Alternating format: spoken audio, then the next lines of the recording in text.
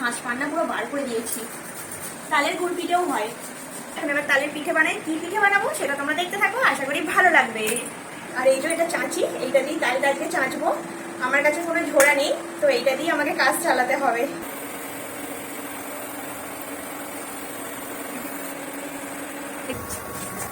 কতটা নরম হয়েছে তোমাদের দেখিয়ে দিই। কি ব্যাপার মৌ, তাল ফাল নিয়ে ঘরে চলে এলে? আজকে বানাবো তালের পিঠে। হ্যালো এভরিওয়ান, তোমরা সবাই কেমন আছো? আশা করি তোমরা সবাই ভালো আছো। আমিও খুব খুব ভালো আছি। শ্রাবণ মাসে কিন্তু আমি তালের পিঠে বানাতে শুরু করে দিয়েছি। শ্রাবণ মাসের আজকে তৃতীয় সপ্তাহ পড়তে চললো। তো শ্রাবণ মাস পড়ে গেছে, আর পিঠে না বানালে হয় বলো? এই তো এবার তাল উঠলো, কিছুদিন তালটা থাকবে, তারপরেই তাল শেষ হয়ে যাবে। তো যাই হোক, টুকটাক তো পিঠে বানিয়ে নিতে হবে এই সময়, না হলে তো আর তাল পাবো না সেই পরের বছর। তো চলো এখন এবার তালের পিঠে বানাই। কি পিঠে বানাবো সেটা তোমরা দেখতে থাকো, আশা করি ভালো লাগবে। একদম পাকা তাল, দেখে বুঝতেই পারছো গাছ পাকা তাল। এটা কিন্তু আমি কিনিনি, এটা রাস্তা দিয়ে যাচ্ছিলাম, তো আমাদের সামনেই তালটা পড়লো। তো একটা দাদা কুড়িয়েছিল তালটা। আমি দাদাটাকে বললাম, তোমার সামনেই তালটা পড়তে হলো, আমার সামনে তো পড়তে পারতো। আমাকে তখন বলছে, তুমি নেবে? বললাম হ্যাঁ দাও, কেন নেবো না। বলতে ভালোবেসে এই তালটা আমাকে দিয়েছে। তো যাই হোক, সেই তালটাকে নিয়ে আমি বাড়িতে এসে ফ্রিজে রেখে দিয়েছিলাম, কারণ তালটা পেকে গেছে, দেখে বুঝতে পারছো এই দেখো নরম হয়ে গেছে। তো চলো এখন আমি তালটাকে খোসাগুলো ভালো করে ছাড়িয়ে নিই। ছাড়িয়ে তারপরে কি বলে চেঁচে নেবো তালের পালটা নেওয়ার জন্য। তারপরে কি পিঠে বানানো যায় সেটা দেখা যাক। তালটা এত সুন্দরভাবে পেকে গেছে যে এটা চাঁচতে আমার বেশি কষ্ট হবে না। দেখো অনেকটা সুন্দর পেকে গেছে, আর এত সুন্দর স্মেল বেরোচ্ছে না, একদম গাছ পাকা তাল। আমার তালটা দেখি না ভীষণ লোভ লাগছে, জানো তো, মনে হচ্ছে কি তালের লুচি না হলে রুটি করে ফেলি। কিন্তু না, আজকে তো আমি সেই সব করবো না, আজকে করব পিঠে। তো যাই হোক, যতই লুচি বা রুটির লোভ লাগুক না কেন, সেই সব দিকে আমি যাব না। আর দেখো খুব সুন্দরভাবে আমি খোসাগুলো ছাড়িয়ে নিচ্ছি। এইভাবে তোমরা কে কে তাল ছাড়াও আমাকে কিন্তু প্লিজ একটু কমেন্টে জানিও। আমি খুব ধৈর্য সহকারে এই কাজটা করছি, যাতে তালের খোসার মধ্যে একটাও তালের পাপড়ি মানে ওই কি বলে তালের ওই ইয়েগুলো সুতুলিগুলো যাতে উঠে না যায়। তো দেখো আমার এখন তাল ছাড়ানো কমপ্লিট হয়ে গেছে, এতটাই পাকা পাকা হয়ে গেছে না। তো এটা এবার আমি চাঁচি দিয়ে চেঁচে নেব। এটা চাঁচতে বেশি টাইম লাগবে না। আর এই শ্রাবণ মাসটাই কিন্তু তালের পিঠে খাওয়ার সময়, তো তাই আমি ভাবলাম একটু পিঠে করি। তাল নিয়ে চলে এসেছি ঘরে, আর এই যে এটা চাঁচি, এইটা দিয়ে তালটা আজকে চাঁচবো। আমার কাছে কোনো ঝোড়া নেই, তো এইটা দিয়ে আমাকে কাজ চালাতে হবে। ঘরে বসেই তালটা চাঁচবো, কারণ রান্নাঘরে দাঁড়িয়ে করতে ভালো লাগছে না, বড্ড গরম হচ্ছে। একটু করে বৃষ্টি হচ্ছে আর গরম, তো এখানে বসে বসেই এখন তালটা চেঁচে নেবো। ঘরের মেঝের মধ্যে একটা কাপড় পেতে দিয়েছি, নয়তো মেঝের মধ্যে পড়বে। এখন এবার তালটা চাঁচতে শুরু করি। বাবা, পাকা তাল বলে না ঝট মানে কি বলবো, স্লিপ করে যাচ্ছে হাত। দেখো পাকা তাল তো খুব সুন্দর বেরিয়ে যাচ্ছে তালের পালটা। গ্রামের দিকে কিন্তু সবাই এতে চাঁচে, কি বলে ঝোড়াতে। আমার বাপের বাড়ির ওই দিকেও সবাই ঝোড়াতে চাঁচে, কিন্তু এইখানে সব এইভাবেই কাজ চালানো হয়।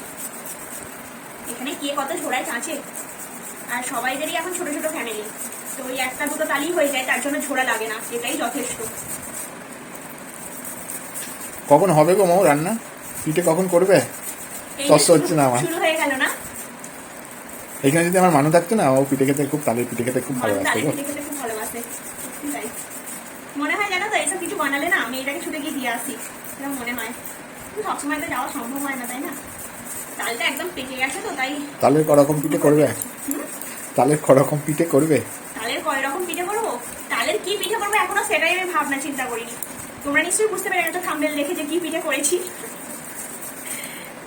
বাট এখনো পর্যন্ত আমি ডিসিশন নিয়ে উঠতে পারছিলাম না যে আমি কি পিঠে করবো। তারপরে দেখা যাক। তাল চাঁচতে আসতে না হাত ব্যথা হয়ে যায়। তালের জিনিস খেতে তো খুবই ভালো লাগে, তালের পাটি সাপটা, তালের কি বলে ভাজা পিঠে, ভাজা পুলি, তারপরে হচ্ছে ফুরুলি, তালের গুড় পিঠেও হয়, সব রকমই হয়। তালের লুচি, পরোটা, রুটি সবই হয়।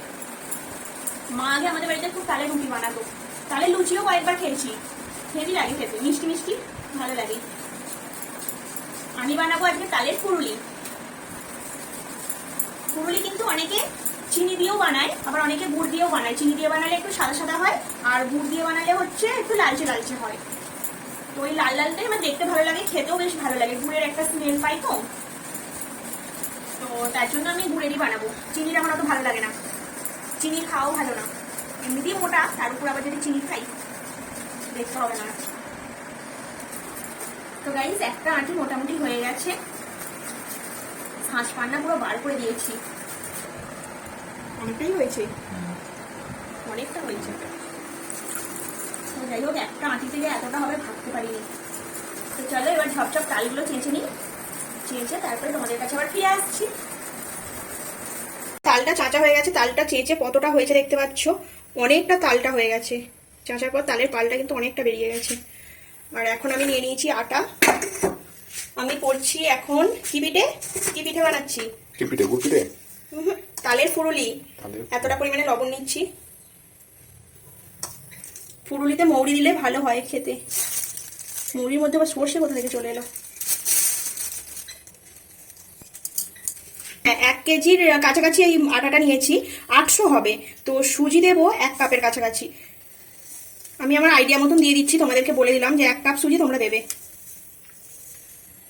ব্যাস। ঠিক আছে,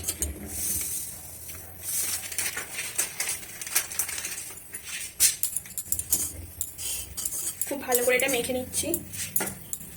দেবো একটু বেকিং পাউডার, অনেকে বেকিং সোডা দেয়, তো আমি দিচ্ছি বেকিং পাউডার।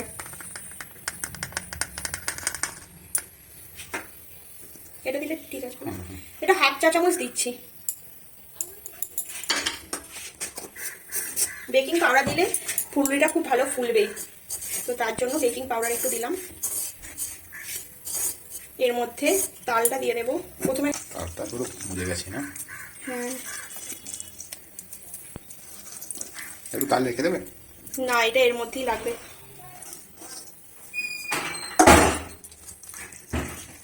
এবার এর মধ্যে গুড় দেব।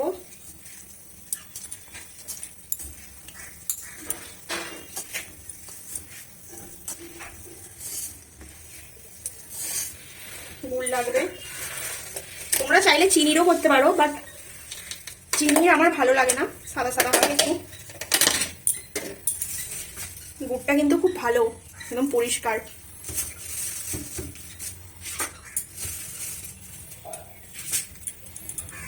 কিন্তু গুড়টা নেবো কি করে, হাতে করে নিতে হবে।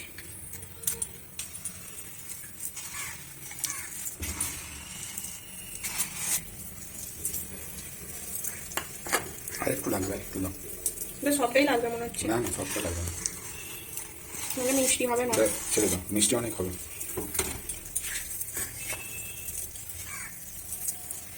গুড়টা দিতে একটু নরম হয়ে গেল।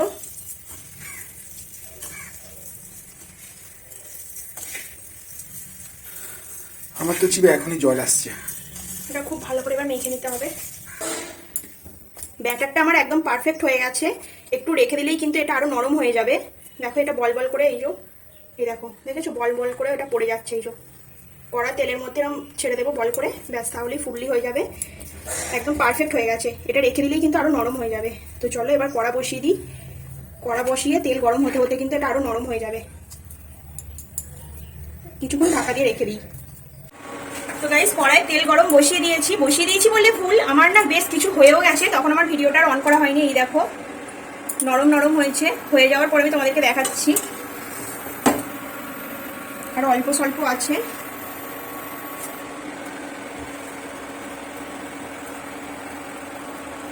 তেলের মধ্যে বল বল করে ছেড়ে দিচ্ছি।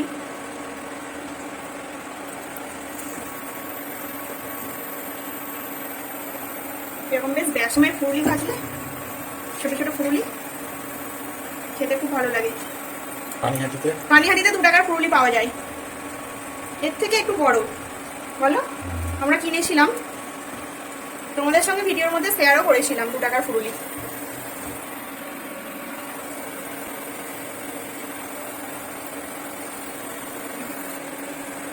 তেলে দিচ্ছি যাই, কিছুক্ষণ পরেই দেখো ফুলে উঠে যাচ্ছে।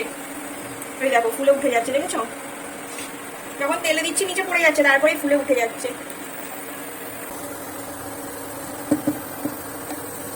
তেলের মধ্যে কত সুন্দর ফুলে উঠে গেছে দেখো। ভিতরে এখানে তো রাখার জায়গা নেই, আমাকে অন্য একটা জায়গায় রাখতে হবে।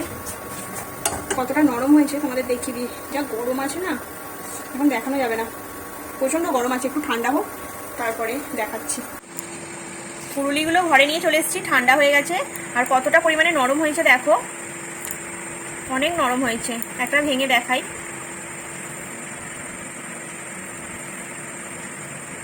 কত সুন্দর হয়েছে। এটা মুখে দাও দেখি। খেতে খুব ভালো হয়েছে, হেবি সুন্দর খেতে হয়েছে গো। হ্যাঁ খুব নরমও হয়েছে। আর যেহেতু ওই কি বলে মৌরিগুলো আছে বলে না, মৌরি স্মেলটাও আসছে, তাই না? খুব সুন্দর হয়েছে। আর এক সুজি, একটা মুখে মৌরির দানা পড়ছে। হ্যাঁ ভালো লাগছে খেতে। আর সুজি দিয়েছি বলে সুজিগুলো বেশ উপরে দেখা যাচ্ছে, এই যে সুজিগুলো দেখা যাচ্ছে, ভালো লাগছে, খেতেও ভালো লাগছে। না এটা ভালো হয়েছে খেতে। হ্যাঁ খুব নরম হয়েছে, খুব সফট হয়েছে, খুব সফট হয়েছে। আমার এই তালের পুরুলি বানানোটা যদি তোমাদের ভালো লেগে থাকে, একটা লাইক, কমেন্ট, শেয়ার আর চ্যানেলটাকে সাবস্ক্রাইব করে আমার পাশে থেকো বন্ধুরা। তো চলো আজকের ভিডিওটা এই পর্যন্তই। তোমাদের সঙ্গে দেখা হচ্ছে খুব তাড়াতাড়ি আরও একটা নতুন ব্লগে।